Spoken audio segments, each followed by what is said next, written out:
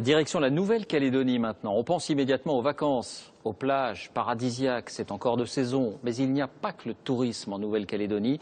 25 ans après les affrontements meurtriers et les accords de Matignon, voici comment l'économie redécolle. Et plus précisément, dans les terres kanaks, une nouvelle usine est en train de changer la donne. Envoyés spéciaux Génie Briffa, Frédéric Capron. Pour beaucoup, la Nouvelle-Calédonie, c'est ça. Un lagon immense et la plus belle barrière de corail au monde.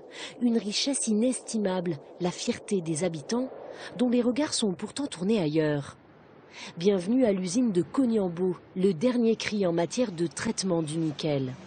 C'est un projet extrêmement important, un des plus grands projets de nickel au monde, avec plus de 6000 travailleurs, 39 nationalités, des choses qu'on ne trouve pas partout dans le monde. Sa construction n'est pas encore totalement achevée, qu'elle est déjà en production. L'investissement est colossal, 4 milliards d'euros. À terme, ils seront 1 millier à travailler dans l'usine, en très grande majorité des Calédoniens, mais aussi de nombreux expatriés. La croissance dans la région est dopée par l'afflux des travailleurs de l'usine et ceux des nouvelles entreprises. Et ce n'est pas prêt de s'arrêter.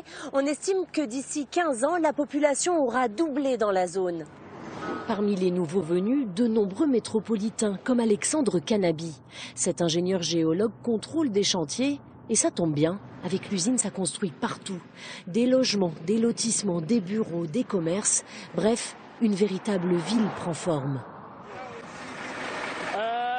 On va commencer par le début côté tribu.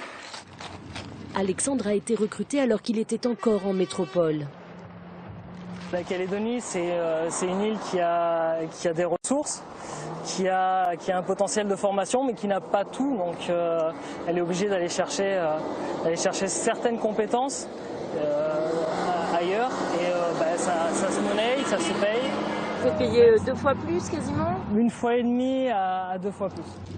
Ce petit Eldorado a une particularité. Il est situé dans une région majoritairement kanak. Ce sont eux qui se sont battus pour la création de cette usine.